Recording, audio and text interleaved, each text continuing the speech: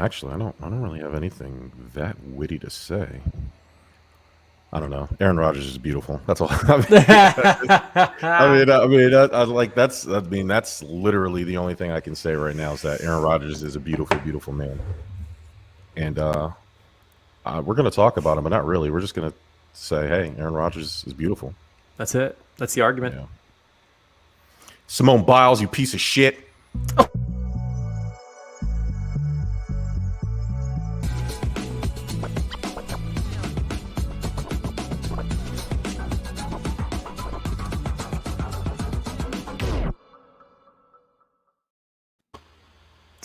Sports. Oh my God. Bert, man, this might be our last show. It might be your last show. Might be my last show. I might have to get Ty up here, or Mike, or some Mike's have to pull double duty. Yeah, we're gonna talk about Simone Biles. Biles, give me a break. I mean, jeez, everywhere I go, Simone Biles, hero of the people, quitting on her team. It's a joke. I don't like it. I don't like it, Bert, not one bit. So yeah, we'll talk about that. Welcome to Stuff About Sports. I am the Facebook felon Germ. That is the prettier Corey Bert. What's up, man? What's up? Yeah, long time. Not long time no talk to. We talk almost every single day. But for everybody watching and listening, welcome back. We took 2 weeks off. There was a vacation followed by an illness. Most likely came from the vacation, but we're glad to be back talking to y'all. And Germ's about to speak some hard truths. Oh my gosh! And as always, I do have a monopoly on the truth. You do. And he's building hotels on it too. Yes, he is. Jared Eckhoff, 6 runs. I hate that guy. We're gonna talk. And speaking of the he's talking about the Mets pitcher who I despise. Every time he goes out there, he has no business being on the field, on the mound. But the Mets have no other pitching, and that's gonna bring us to our MLB trade discussion. Of course, we're gonna talk Simone Biles because that's the biggest story in sports right now. Yep. A little Deshaun Watson talk, a little Aaron Rodgers talk, and first thing we're going to do real quick and get it out the way. We're going to give props to Giannis Antetokounmpo and the Milwaukee Bucks for winning the NBA Finals and bringing small market basketball back. Bert, it was amazing to see. Yeah, and eating 50 nuggets. Did you see that? That's amazing. It's wild. Nuggets, or however he said it in his Greek accent. I mean, it's fantastic. What a story though. Like, just overall, like, that's how it gives you hope. Like, it's been the most interesting NBA Finals that I've seen in a long time. It's small market basketball. It's one main superstar. It's a bunch of good. You have some all-star caliber players, and you have a bunch of role players that fit the scheme. But at the end of the day, it was just Giannis just willing his team to win. That's old school basketball to me.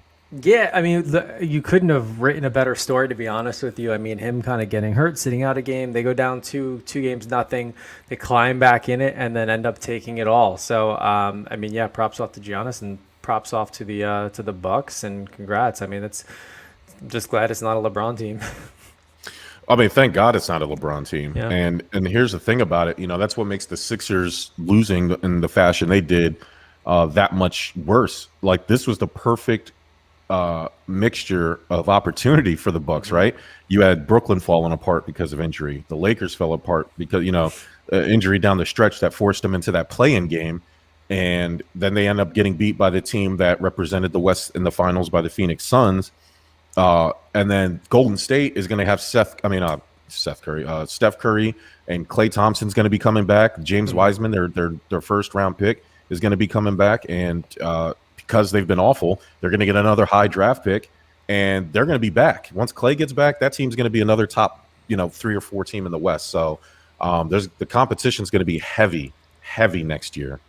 Trey Turner, Steve Waldman, what's up, man? He says Trey Turner was removed from the game tonight due to not being traded and tested positive for COVID-19. All right, so Trey wasn't traded. He's just got the vid. Gotcha. Okay, so that was Braves, right? Said that they took him out the game or something like that. And, and then of course the rumors fly because we're coming up on the MLB trade deadline. So, and they pulled him in the middle of the game, so I think that's what people were kind of clinging to, right? Like, why isn't he playing? Is he going to get traded or? So yep, COVID-19. You know what, Bert? Let's just start there with COVID-19. Let's start with COVID-19. Let's get there because Simone Biles is going to take a while, and we're gonna. I want to be able to warm up to Simone Biles because I feel like if we start with it, we're not going to have much time for anything else. I feel like if we start with it, the NSA is going to come busting through your door and arresting you for crimes against the golden child, Simone Biles. Yeah, Simone Biles, give me a break. So the NFL is issuing a new policy. And Bird, if you remember 4 or 5 months ago, I called what was going to happen here, not just with sports, but with society. I said they can't force you to take the vaccine, but they're going to force you to take the vaccine by taking away what you can do in this country. And if you want to fly a plane, got to be vaccinated. You want to go to a game. I got vaccinated because I want to go to the Mets game September 11th, and that's the only way I could do it. Now the NFL is taking that to the next level. Hey, and we talked about it last year when it happened, when teams were being forced to postpone games, and we said that's kind of not fair to the other team. They should be forced to forfeit games. Well, now the NFL is doing that, and you're getting a fine. And then they did it, and now players who were upset with it, which is odd, and we'll get to that in a second. But now they're giving them bans like they're out on concentration, like Auschwitz or something, like designating whether you're vaccinated or not. And there's like a huge... So when you say bans, you mean like some sort of marker, like whether they're wearing like a wristband or something else each that player indicates... Yes, there's a colored wristbands for whether if you're fully vaccinated, you have one shot, or you're not vaccinated at all. And these players are being forced to wear them. And there's a lot like my Buffalo Bills, Cole Beasley, who's been at the forefront of this. Players are just strictly not wanting to get vaccinated. And the NFL is saying, cool, but you're going to have to wear these bands now. And if you get COVID or you break COVID protocol, whatever the long list of rules are, your team could possibly lose a game. Yeah. Or as a result. As a result, and you're going to lose some money. But breaking the COVID protocol doesn't just apply to those unvaccinated, though. Correct me if I'm wrong. It applies to everybody. So, moral of the story is don't break protocol. Now, these are two separate issues. One, forcing them to either get vaccinated or wear the markers or whatever they are, and then the forfeit.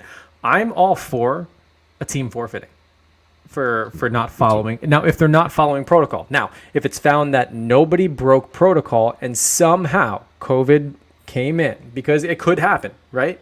Then I don't think anybody should be punished. And the NFL should have like reserve days where they should play games. Like, it's complicated, but guess what? Other sports have done it, and the NFL is the highest grossing sport in America. So I mean, hey, you have the money, figure it out.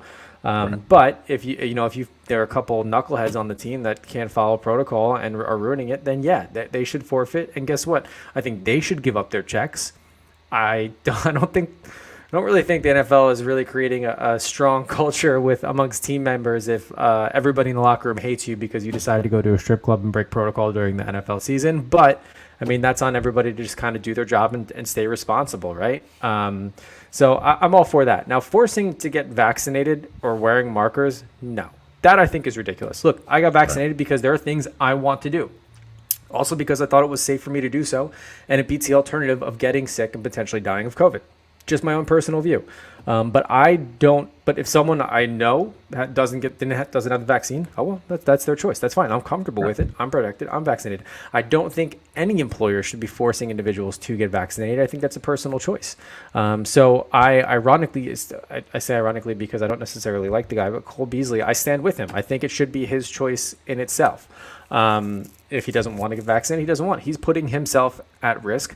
Some say he's putting others at risk, but you know what? The others have the opportunity to get vaccinated, so they should go ahead and do it. So that's on him. But yeah, no, they shouldn't, and they shouldn't have them wear markers. That's absolutely ridiculous. If you're vaccinated, great, you're vaccinated. You know that you're at lower risk of getting it than anybody who's not vaccinated. You don't need to tell people that you're vaccinated by wearing an identifier for it. It's stupid. Mike says, is it even legal for a business to force that? It is absolutely legal. That's why they're doing it. Yeah. Yep. That was one of the big things.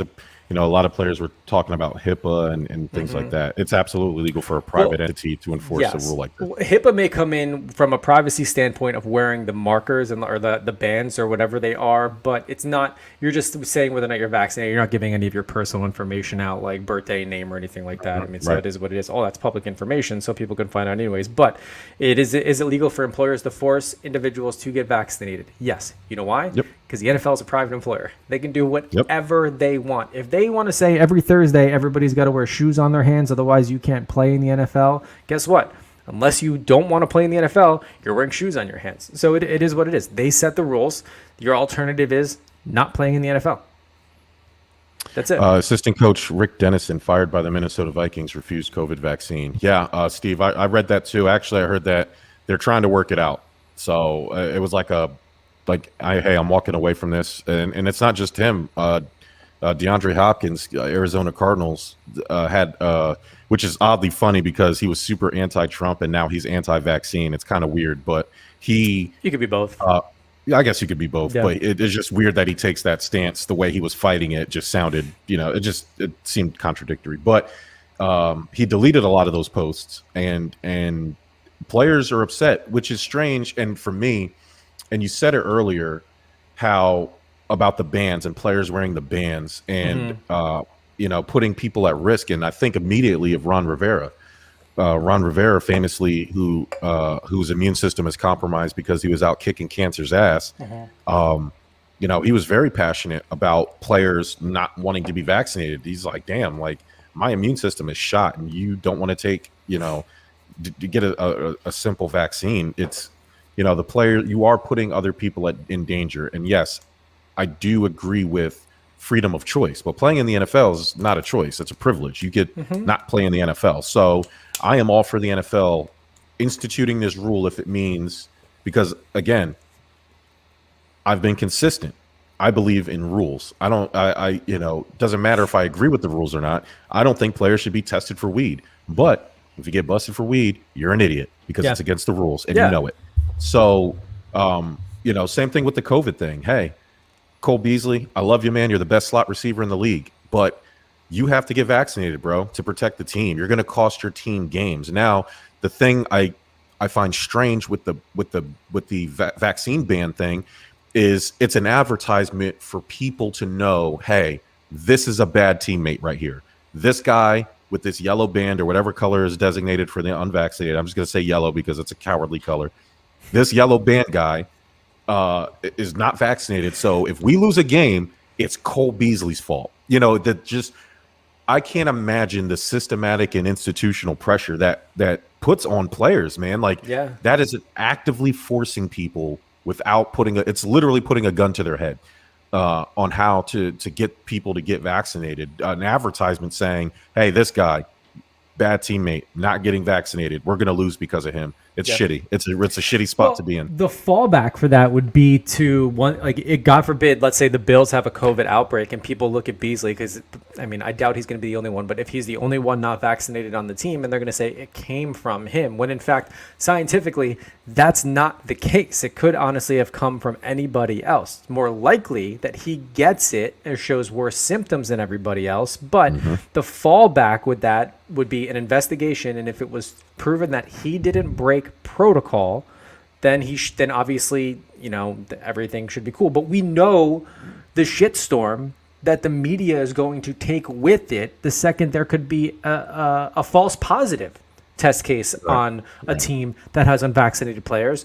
They're immediately going to take out of the roster who all the unvaccinated players are and then narrow it down themselves before an official investigation has been conducted, and then pine on that for at least a week and start pointing the blame. So it's going to be fans and dumb fucking people emailing, mailing, threatening, and doing everything else, when in fact in the locker room you could have people being like, look, that's your like we are, right? Yes. I have friends that aren't vaccinated. That's them. They're not comfortable with it. That's fine. We could have that in the locker room too. Hey man, Cole, I respect your decision, buddy. Let's just go out. Let's play. Let's do us all a favor. Nobody be a dummy and break protocol, and maybe we can get through this season, good to go.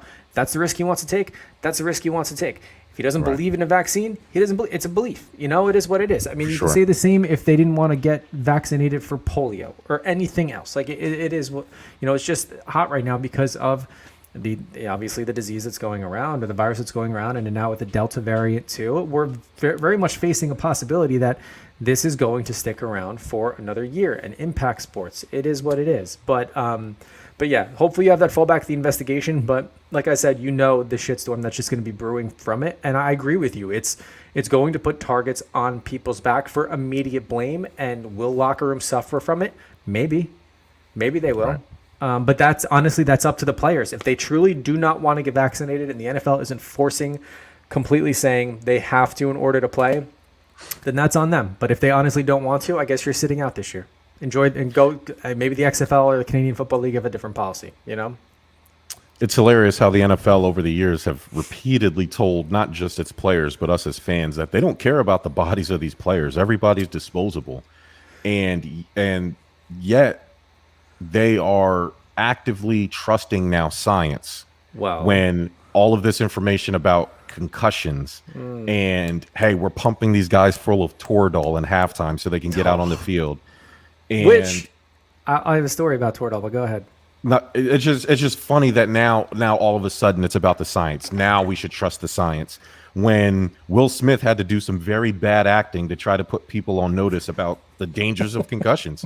And so it's just funny. All of it's just funny to me. Yeah, well, it's funny how they don't care about CTE. Well, I can't say that because, the helmet improvements and the research and everything, of course, after the fact, but not paying for players' health care after they've seen serious effects of it, but they're just going to let that go yonder. But now they're all about science, and they're all about what's best for the players when it could potentially affect their viewership, and knowing that they have to move dates around, or games are canceled, and TV deals and so on. So once it starts affecting the money is when you're going to see the NFL care. It's shitty to say. All businesses are pretty much like that. There's just more blatant than others, and for one reason only. It's for pure entertainment. Now, the funny story about Toradol is I recently vacationed in North Carolina. On the drive down, it was like 9.5 hours. I listened to audiobooks on through Audible. But I started listening to Sean Avery. He's a former hockey player for the New York Rangers and LA Kings, and he started his career in Detroit. He's got a book out called Ice Capades, and one of the main things I learned from him, first off, great book. I recommend anybody to either read it or listen to it. If you're a hockey fan, it's brilliant. If you like Sean Avery, even if you hate Sean Avery, listen to it or read it. It's awesome. But he actually said that it's more commonly used in the NHL than it is in the NFL. Which I found shocking in itself. Really? He said you won't find a lot of performance-enhancing drugs, but what you will find is players using Toradol to get back on the ice. It played into kind of like the toughness of just like, if my leg's falling off, sew it back on, I'm getting back out there. The old meme pictures you see, like LeBron getting flicked and flopping down, but you see a guy take a puck to his face, he gets stitched up and goes right back out there. But I just thought that was absolutely funny. I was just like, no shit. I was like, if anything, you expect the NFL, but no. He said you're more likely to find it in an NHL locker room. Now, not to say it's not there, but I thought it was pretty cool. That is pretty cool. I fully expected it to be in. Hockey evolved. Like if I were to point out, hey, performance enhancing drugs, Toradol, any type of drugs that'll help the players, it's got to be the guys who are on samurai swords doing car crashes every second of the game. It's like it's literally football. Except there's no hiking. Like there's just constant offensive and defensive linemen constantly hitting each other for 90 minutes or however long a hockey game is. It's ridiculous. Yeah, 90. Yeah, the Toradol's there to supplement the pure adrenaline going through your body, trying to get rid of the pain. So that's fantastic. So yeah, NFL. You have to protect the brand. The players at the end of the day, if you want to play, you should get vaxxed. Do I agree with the public shaming of players? No. But at the end of the day, you work for the company, man. It's the rules. You have to follow the rules. And it's funny. A lot of my conflicts with family and friends and a lot of people we have these sports debates come down to is you have to be objective. Okay, you can't, you just because you like the guy or you like the person we're talking about, you can't just scapegoat the rules because you like a person. The rules are the rules. NFL players get vaccinated. If you guys think Simone Biles quit on her team, go ahead and just leave us a comment and explain why. I can't wait to get yelled at later. But before we get there, first up, I put Aaron Rodgers and Watson talk, but this is mostly going to be. Are we debating who's a better quarterback? No. It's just I'm just lumping them together because this is like the NFL preseason kickoff topic discussion. This is like the daytime soap opera NFL that leads into training camp open today. Hey, that's great. Yep. So you know who's not at training camp? Deshaun Watson. Yeah. Well, no, he reported today. Did he report? He did report, and so here we go. You want to talk about a weird locker room environment? I wouldn't be surprised if his teammates are like, "Yo, don't talk to me." Now, the interesting thing about him reporting today, he reported because he didn't want to lose the $50,000, which I'm assuming he's going to need for court fees. Yeah, or hush money. The Texans openly said, "Hush money." I like that. The Texans openly said. Is Deshaun Watson piling up hush money? Yes or no? Leave us a comment. The Texans actively said, "Hey, we're fielding offers for Deshaun Watson." Yeah. So, which is super interesting to do that out loud because it's not very often, Bert, that we get a quarterback this good, this young, available. The last one I can remember is Jay Cutler, and he was older than Deshaun Watson, and arguably not as good. Probably not as good, but in terms of at the time he was a star talent. You just didn't 100%, yeah.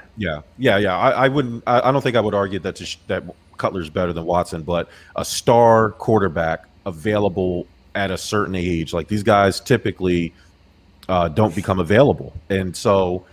What is his value? Now, Chris Mortensen from ESPN reported that the Texans were looking for a 5 higher round picks with a combination of at least one starter caliber player, which I thought was nuts, considering all of the uncertainty and the lack of resolution in his sexual assault allegation case. I mean, we don't know where this is going, civilly or criminally. What do you think? Or both? Yeah. What do you think? I think the ask for him right now is ridiculous, and they won't get anything near it. Although part of me thinks they just put it out there just to see what teams would offer, knowing that his value is so low. If I am any other NFL team, no matter how desperate I am for a quarterback, I am not even looking in that direction for 2 reasons. One, which is what you mentioned, because you don't know what the outcome of this is going to be, whether it's going to go to civil, whether it's going to go to criminal. Regardless, he's going to miss some time and he's going to face some charges. That's the way it's been trending for months now. He's going to be suspended. Yeah. At least 8 games. And if you somehow avoid that, you have a major PR problem with everyone in the United States or any football fan who watches. And we saw this happen. I'm not trying to compare the two, and this is something like another wrong situation, but with Ray Rice. Ray Rice got caught beating his girlfriend, dragging her into an elevator. He didn't get charged because she dropped all the charges, but he got suspended. And then afterwards, his career fizzled. Now, granted, what he did was horrifying, and it was absolutely deplorable.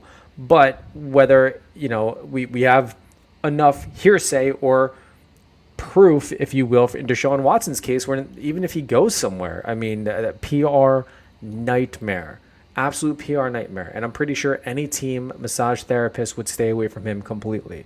It's just, it's not a good situation overall. I'm shocked they even came out and said this, knowing that, honestly, you should just pay him and find someone else at this point. Like, he's just unemployable.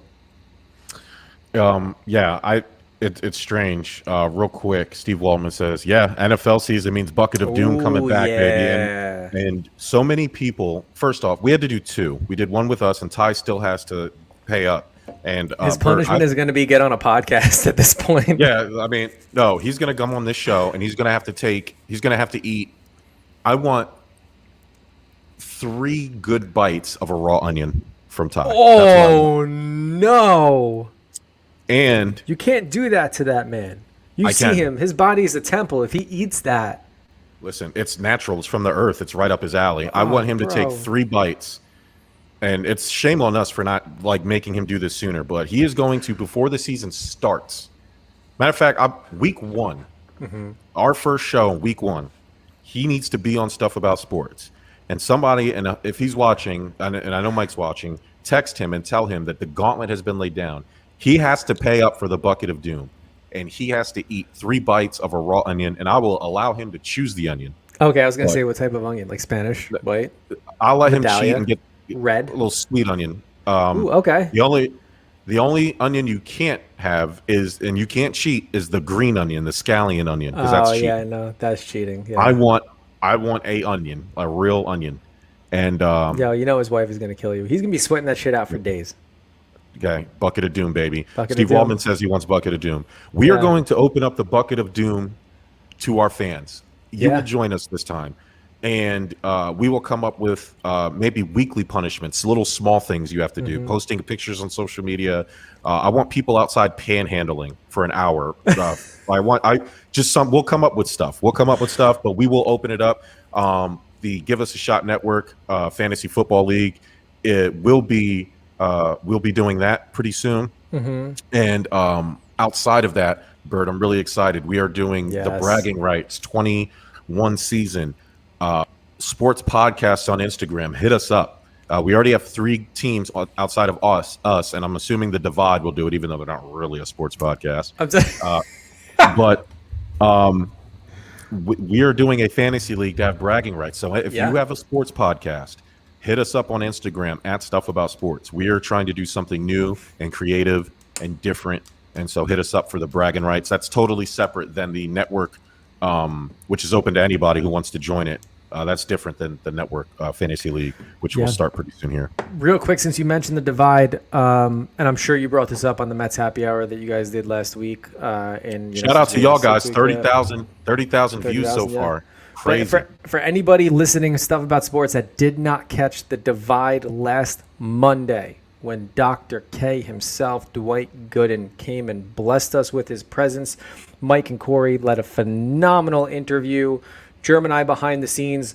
I don't know about you. I was just happy to be there because it was so awesome. Doc he was a great guy, great interview. He had some amazing stories to share, especially the one about his no-hitter too, that kind of like really cut. You want to talk about onions? I thought someone was cutting onions in the room when he was talking about, him thinking about his dad and going through that and stuff. So anybody, you guys can go back, catch the show, listen to it. It's maybe 35, 40 minutes long, and it's a phenomenal interview all around. So check that out.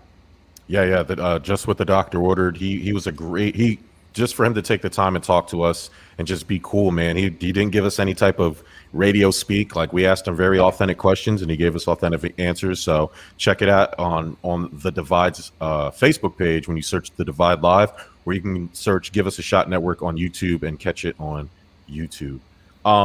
So Bert, it's strange to me that Deshaun Watson hasn't already been put on the commissioner's exempt list. It's odd that they're waiting to do so, because he's going to get suspended anyway. Everybody knows it, no matter what the resolution is.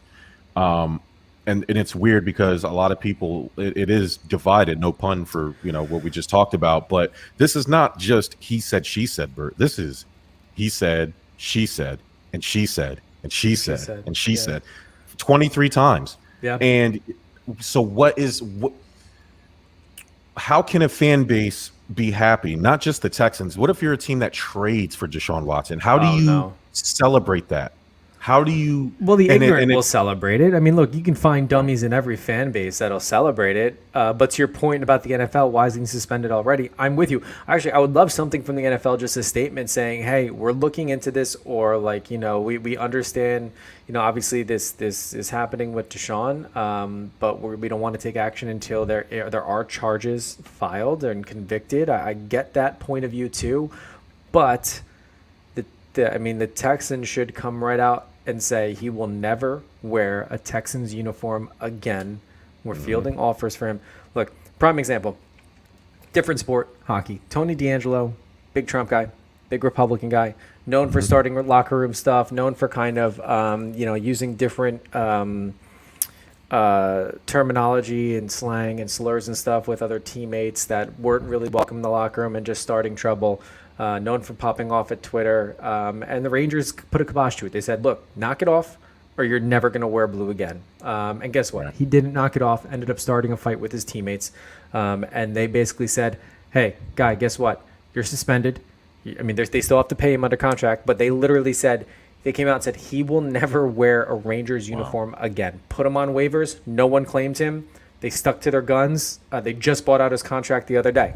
The Texans in football should do something similar with Deshaun. Separate themselves. Come out and say, he'll never wear a Texans jersey ever again. And if other teams want to come and trade, that's great. If not, your football career is over. Because like you said, it's not he said, she said. It's she said and she said and she said 23 times. So clearly there's something to it. And we talked about this before. We did. And I guess they're just waiting for things to go through, the NFL that is, in order to actually come down with the suspension. That would be my guess. They haven't said anything else otherwise, so I honestly don't know. It sends a really bad message. And once again, the NFL finds itself like you have to separate. And I understand teams, their jobs are to get better. So, but the NFL, particularly the NFL, always seems to find themselves in the middle of good morality or good principles and good players. Yeah. Where is the line? Because at the end of the day, outside of these allegations, Deshaun Watson will make you a better football team for the next 10 to 15 years. Is that a gamble you're willing to take if it means half a year suspension? The problem is he also could go to jail. So it's like, and a lot of these allegations are credible. I mean, his lawyer essentially dimed him out, and now they're just trying to figure out how to navigate the rest of it. Yeah. And it's just like I said before, how do you celebrate him? How do the Steelers kind of had to deal with this, and it was a little bit different because he was already on the team. But like if you're the Eagles, who are one of the main teams, Miami and Philly are the two teams you keep hearing about. And I would lean towards Miami simply because they have the draft picks to do a good trade. But how do you? Yes, there will be people who just don't care, who will sit on their allegations, innocent until proven guilty, blah blah blah blah blah. How can you still be comfortable with a guy who has 23 sexual assault allegations on his name? And I laugh because it's the same thing that happened with Adrian Peterson. These guys, he's such a good character guy. He does this, he does that. We don't know these players. You don't know shit. Adrian Peterson was the greatest guy in the world till you found out he beats his kids like slaves. You know what I mean? Like, it's just like you don't know these people. And this guy, Deshaun Watson, has a problem, bro. There is like hitting up all these masseuses in the style that he's done it. Some of the things they're saying that he's done is gross. And you can't ignore it. Even if it, like, just the fact that so many people have had the same story about him, you can't ignore it. So once again, how do you place a value on somebody who is really, really good?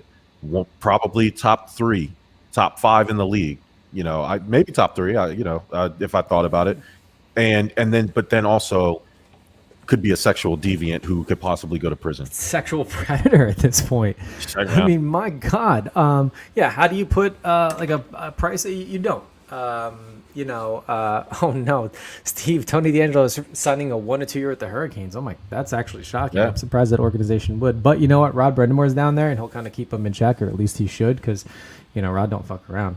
But you can't put a price on Watson. You can't kind of put a value on him in this situation. I can't sit here and say I'd be shocked if someone does make a trade for him, because it's still the NFL, and to be honest with you, they've let creepier shit happen before. For sure. But I mean, at this point, I'm gonna sit back and see how this thing plays out, man. It is truly unusual, and and I honestly, it's one of those things where you thought would be over by now, like looked into, suspended, and maybe even arrested and convicted. But yeah, it's something else, man.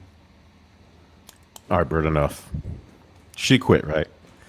She quit on her team. By definition of quitting, yes. She withdrew and quit from the all-around team event. So Simone Biles, everybody knows. If you haven't been living under a rock, we're not a sports recap show, but she went through her first routine with the team gymnastics for the Olympic trials, not the individual, the team. Yes. She did her first routine and she sucked, and the rest of her team went out there and did what they had to do. And after that, they pulled her out. Did not list a reason at first. Then there's some people that she pulled herself out. I'm saying that when she pulled herself out, they did not came out and said, yeah. So then they tried to say that she had a leg injury. They wrapped her leg. That whatever.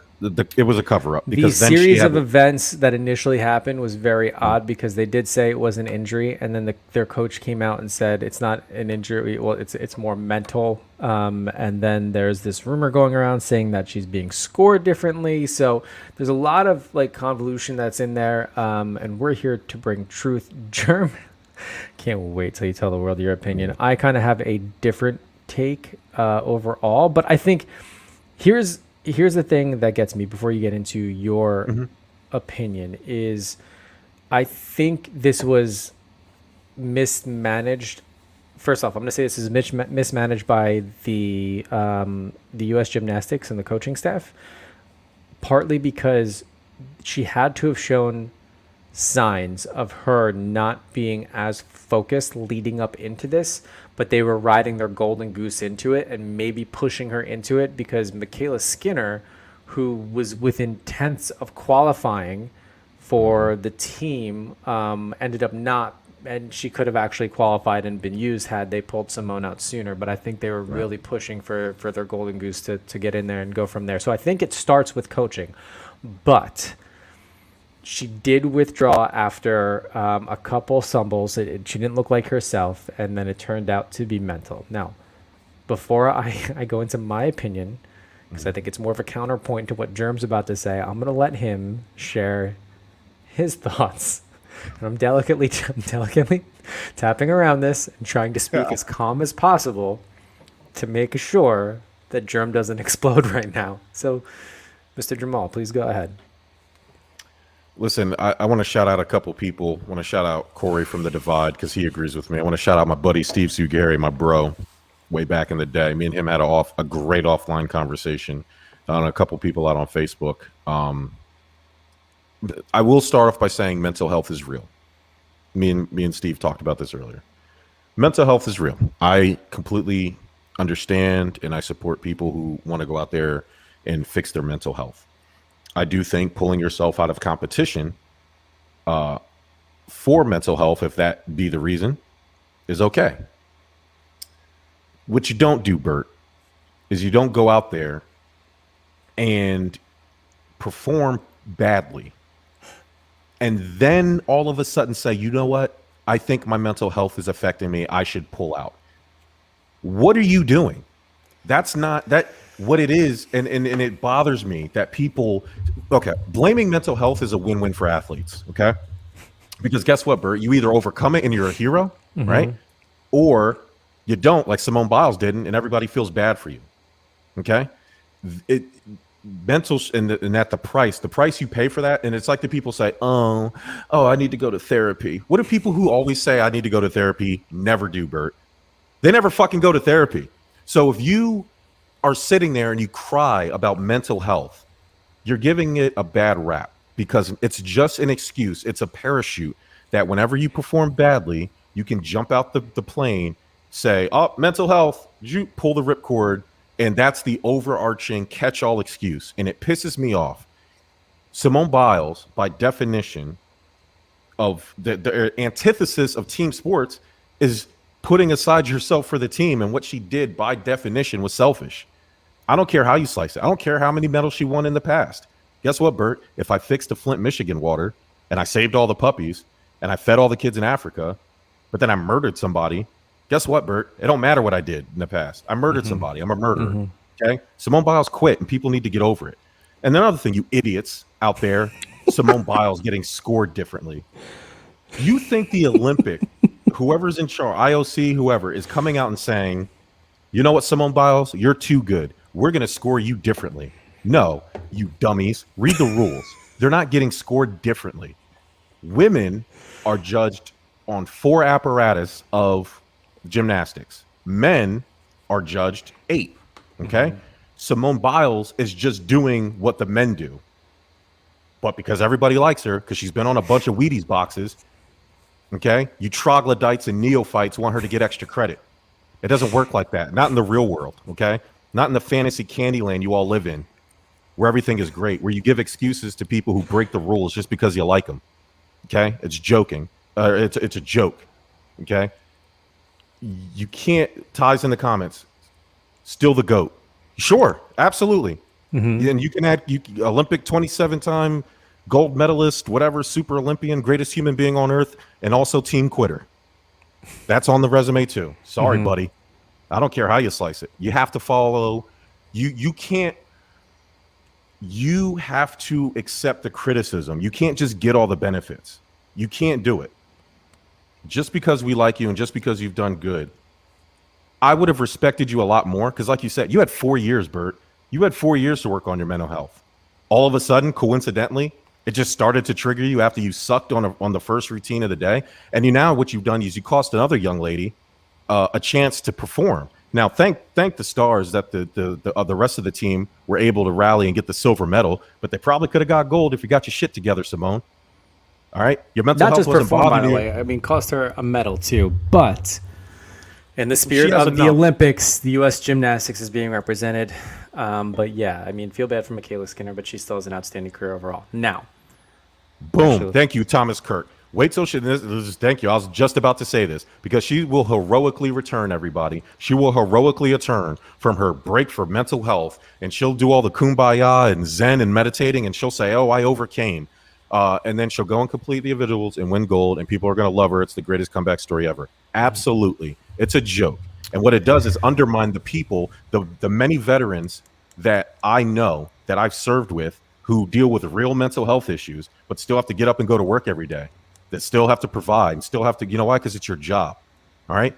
Simone Biles, if you are truly struggling with mental health, great. What you do is you finish the routine and then you back out once your team no longer needs you. You don't do it during the routine. It's a bad look because now it brings people like me who will have skepticism. And the last thing I'll say, Bert, because I know I've been rambling, what it does, and the reason why I rag on people who use the mental health excuse too much is because a lot of these issues is because you have lack of mental toughness. And the reason why you have a lack of mental toughness and mental strength is because you're using mental health as an excuse every time shit gets hard, okay? It's a real quality. It seems like all the athletes today, they're not working on their mental health when they say they're supposed to or when they say it triggers them, because guess what? Mental health never arises until you do something bad. Until the performance is bad, until judgment is ready to come. Then all of a sudden it's, no, leave me alone. Mental health, I have mental health issues. No, you sucked in this particular moment. That doesn't mean you suck as a person. Doesn't mean you suck forever. It means you sucked right now and you deserve this criticism. Stop blaming mental health whenever you have a bad performance, because the people who really suffer from it get the bad rap now. Now they're the crybabies. Now they're this. Now they're that. You can't, you should be able to use mental health once a year as an excuse if you're an athlete. It's because you have plenty of time and you play a game for millions of dollars. Okay. Just stop it. Stop. You had 4 years, Simone Biles, to work on your mental health. But for the time for you, it happened right after the event. I don't buy it. Yeah. So I'm done. Sorry. No, you're good. So a couple things. I'm sure there are the athletes that sit there and claim mental health and claim like, oh, it's just not right. And then they never do anything about it. What I will say is those that are truly struggling from mental health issues are fighting it on a daily basis. And like having bad days at work or bad days at home or having bad days in general, you can have a bad mental health day. Take it from me, someone who does struggle against anxiety and if we want to group it all into mental health awareness and all that, there I do have bad days where I let the anxiety that plays into a lot of my compulsions and stuff get the best of me, and suffering from OCD. So that can absolutely happen. You have these off days. In Simone's defense, does it look bad quitting and withdrawing after she takes stumbles? 100%, because everybody is now thinking you're doing bad, so you're pulling out to not make yourself look bad. You should go through the routine. If you get silver, you get silver just by doing your best, or fall to bronze, or maybe you win gold.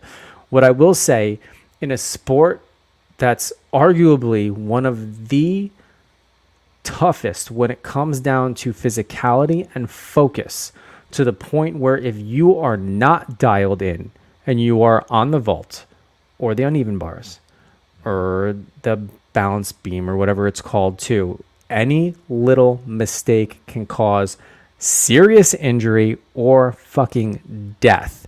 So I am with Simone. If she was truly cloudy, fuzzy, not with it, and I don't know if you saw some of her attempts in the warm-ups, they were off. That's why she went ahead and withdrew. And if that's the case, if she felt unsafe or unsecure in knowing that she does have to later compete and she doesn't want to fucking kill herself or injure herself terribly, then I totally get it. Withdrawal. Is it still a bad look? Yes. But health first. And then, unfortunately, you're leaving your team in a bad spot. But to the same point, I mean, it beats being in a wheelchair, paralyzed just from wanting to push through it. So, and no knock against the disability community for that. I'm just simply making a point saying that, why push through it if you know you're not fully dialed in, knowing that you can get seriously, seriously hurt. But like I said initially before you had your comments, this, hopefully, not hopefully, but I would have thought her coaches would have seen something in the days leading up into the qualifiers that maybe there's something a little bit off, or having these conversations, or maybe she was having these conversations, or maybe not, where their coach should have been like, you know what, let's not even put you in for the team. Let's, ahead of the game, just take you out. We'll put someone else in, and then that way you can mentally reset or take care of what you need to do so you can come correct for the individual ones. And then we'll see what happens with the individual competitions to see if she does, or if she does end up pulling out of those too, because of how serious this issue could be in itself. And that's the stance I took. Like, for a competitor like that, I find it very hard to believe for someone to train for 4 years and make that their life, because these Olympic athletes eat, breathe, shit, and sleep nothing but training for these games. And especially someone in a high profile spot as Simone Biles, who is the face of U.S. gymnastics and has been since 4 or 5 years ago. And even before that, leading up to the 2016 games too. Yes, there's added stress to it, but she works hard to get there. I would find it hard to believe she would just, I made a mistake. Let me just go ahead and quit. And I got to be honest with you, when I was watching some of the qualifiers, now I'm not Nasty Lukin over here. I'm not, a trained gymnast judge or anything, but when my wife and I were watching the qualifiers, she did make mistakes, and the individuals commentating, which I believe was Nasty Lukin, was like, usually you don't see her make these types of mistakes. So it could have been building for a while. That all came to fruition now. I'm saying this hypothetically speaking. I still think you have a point from a quitting standpoint, but this was my take on this overall, that I think she did it to make sure she didn't get injured or worse, and recognized it. And is it bad timing? 100%. But hey, it is what it is. You do what you can to protect you. And sorry teammates. I know everybody else works hard to get there. At least you took silver. But everybody's got the individual competitions they can go ahead and focus on too.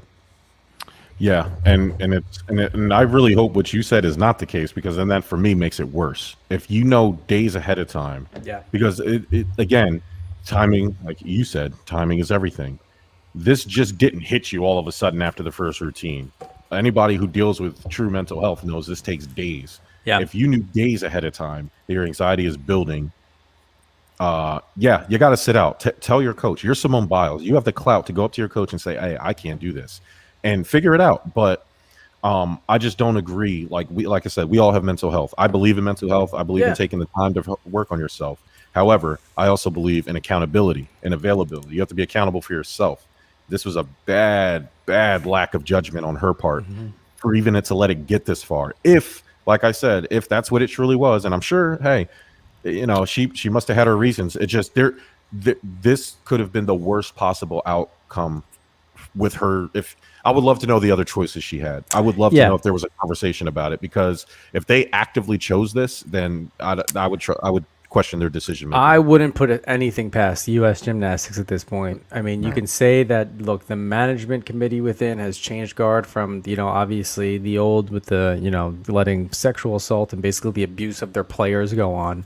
But I mean, come on, I'm sure there's still some bad eggs in there, and anything associated with the Olympics, you'll find everybody pushes and pushes and pushes and pushes to the brink. So I wouldn't be surprised. Look, what it's going to come down, we're never going to know the real story. So we're all going to sit here and speculate 100%, as what we are doing, what every other outlet is doing at this point. And look, we're not sitting here and saying that she is the absolute devil.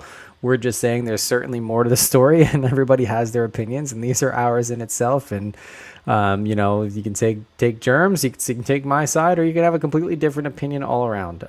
But the good thing is they still won silver. The U.S. is still dominating the medal count at 25. Right behind Japan, we only have 9 gold medals. They have 10, and tied with China for gold medals too. And there's still a long ways to go. But while I was thinking about this, and while the arguments were flying back and forth through text messages today, I actually thought I need to propose a question to you. If there was one Summer Olympic sport that you think you'd just be able to pick up and start training for and dominate, what do you think it would be? Oh, volleyball, 100%. Yeah, you think so? Man, I have the power now. I may not, I think I could. There's limited running, so I'm not fast. I'm quick. Okay, so there's limited space. I couldn't do basketball. I couldn't do any type of running or jumping, high jumps, or any type of those track and field events. I can't skate for shit. So like to curling and anything that has to do on the ice, I'm done with. Curling's not skating. That's easy. But I'm talking about Summer Olympics though. Oh, Summer Olympics. I'm thinking of all Olympics. Summer Olympics. Yeah, no running for me. I'm done running. But volleyball in a small confined space. I think with my combination of power and speed, I think I would be, with a little bit of conditioning, I think I would be dominant on the volleyball court, 100%. Yeah. I was thinking about, I think if I were to really concentrate and pick up fencing, I'd probably dominate at it. I don't know why. What was that story with the fencing guy, the Hadich guy? There was it was like similar to the Trevor Bauer story. Like none of the teammates want this one fencer. Divide their stuff about sports volleyball match in September. Set it up, Mike. Set it up. Yeah, let's go. I'll get ready. So I believe, and I'm not 100% sure. So I believe he's got I don't know if it's domestic violence or some type of abuse or sexual assault. It's either an accusation or a charge. I don't want to say like minor, but like that, and he's still allowed to go ahead and participate because there was like a loophole. Gotcha. But he's not allowed to interact with. It's got to be sexual assault because he's not allowed to interact with any female members of the Olympic team and any of the teams. And he's got to stay at a separate hotel. He can't do anything else, but they're still allowing him to compete. So a lot of individuals are saying that, shame on the IOC and all the other Olympic committees for allowing this to happen because, if you look at other, individuals that have been banned for less is something that shouldn't have happened in the first place. Yeah, Trevor Bauer, man, LA Dodgers wrote a letter talking about they never want to see this guy in Dodger blue ever again. The LA Dodgers didn't write a letter. They built a wall. They built a soundproof, bulletproof, sealed wall around Dodger Stadium, and with posters of Trevor Bauer saying, "If you see this man, you call the police immediately." I've never seen it. The entire Dodgers organization should be in the next Olympics for the 100-yard dash because they ran quickly from Trevor Bauer in a fashion I've never seen any other sports organization do. And I got to be honest with you, kudos to them for separating themselves before anything else comes out because otherwise they would be ending up like this Deshaun Watson Texans thing. So, yeah, I have a feeling that Trevor Bauer's career is probably. Mike says he loves to see it. I do too, man. If you're a creep, bro, like if you're out here actively preying on women, you're a loser. You're a loser. Your whole family are losers. Everybody's a loser that you're associated with because at some point somebody has enabled that behavior. You can't be that famous doing things in the dark. Somebody knows about it. Yeah. So, it's I don't even understand the impulsion, bro. Like when all the Antonio Brown stuff was coming out. And all the gross things that he was accused of doing and like the Ben Roethlisberger thing, like all of it is just gross. Like how can you, I don't even respect men who even get near that. There's not a situation that I'm ever in, Bert, that could even be like made up about me. Cause you know what I mean? Like I never would be in a situation where that could happen. I just don't understand how and I've never been in a situation where that could have happened. So I don't understand how famous people continuously find themselves in these situations. It's probably a little bit of like, hey, this is what I like to do, combined with, it's an invincibility thing. I'm Trevor Bauer type thing, it's a power thing. But check mark for the Mets not signing him. Yeah, Steve Hallman. Yeah, but who the Mets? Okay, trade deadline stuff. The Mets. Listen, we need a starting pitcher and probably a reliever too. We also need probably need a third baseman, somebody who could bat second, move Pete out of that spot when need be. I would love some offense, but we need another starting pitcher because I don't trust Noah Syndergaard. I don't trust anything. Harry Iyer says if Bauer's on the Mets, Steve Cohen would have released him. Probably. Yeah. Or probably. he would have just tweeted about the weather for 4 days straight, one or the other. Yeah, and then yelled at fans who fans who are too passionate. I can't get a gauge on him, and I can't. Like, one day you love him on Twitter, the next day you're just like, dude, shut up. Like, please. Oh no, I hate him on Twitter. I love him as an owner. I hate him on Twitter. Yeah. Like, get off Twitter. You fucking. You're. I mean, I'd welcome him if he wants to come on the podcast and talk about his actions. I mean, that's perfectly fine. That'd be great. Hey, I'm in New York most days because of work, so I mean, I'll pre-record it with my iPhone. You know, Uncle Stevie. Yeah, hit me I'll up. fly to New York. I'll fly to New York. Just for a face-to-face. I'll figure out a way to get there. I'll hitchhike if I have to. I think that does it for my notes, Bert. I think that does it. There's not any real MLB trade. I think the biggest free agent was Max Scherzer. The Nationals, I mean, there's only been a few teams that have had consistently been in the mix for him. The Mets aren't going to get him. The Nationals are not going to trade him to the Mets. I don't care what anybody says. Yeah, they said the Yanks were interested, but I have a feeling they'd have to give up too much for him. Now, granted, we need pitching almost as much as we need run support. So, I mean, at this point, maybe better off just to punt and start from scratch next year. So, Harry Iyer. Mets need a bench hitter like A. Cabrera. Agreed. Starting pitcher, relief pitcher for the Mets for sure. Also nice to be. Thanks, man. We're glad to have you back, man. Definitely. Glad the Mets didn't get Tyler Anderson. I don't care who the Mets get as long as they can help this team and as long as it gets Jarrett Eichhoff off the mound. Enough of that guy. I can't. I just was looking at the score. He's given up 10 runs today. I mean, Jesus. I mean, how did it get that bad? You know, you'd think after 6 they'd be like, "Hey, why don't we move to something else?" But Chris Bryant and Craig Kimbrell. So the interesting thing about Chris Bryant, because I keep hearing his name. I mean, he hasn't been playing that well, right? Like from what I understand, I haven't been paying attention to much Cubs baseball, if he's still on the Cubs. But last I saw him, he was still on the Cubs, and he hasn't been playing well. Trevor Story's one of the top free agents outside of the pitchers. He hasn't been playing well, so I don't know what his trade value is. We don't need a shortstop. Everybody went cool on Trevor Story too. It's weird because it was like, especially after the home run, to be like, all right, who's going to scoop him up? Are the Yankees more likely to, and so on. But yeah, nothing's really come out. No, I mean, look, still 2.5 days left, so we'll see. And we could wake up tomorrow and something could be done. But yeah, time will tell. I would love, I mean.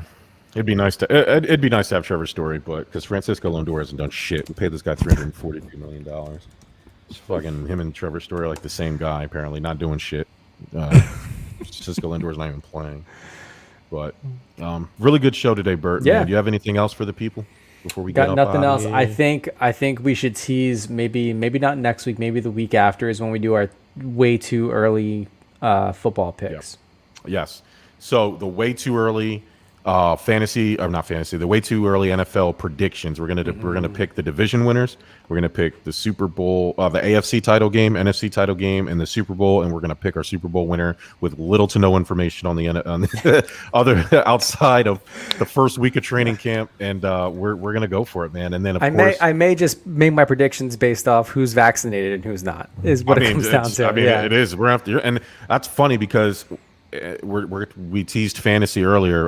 We'll have more news on both of our fantasy leagues, one for the sports podcast, one for the network.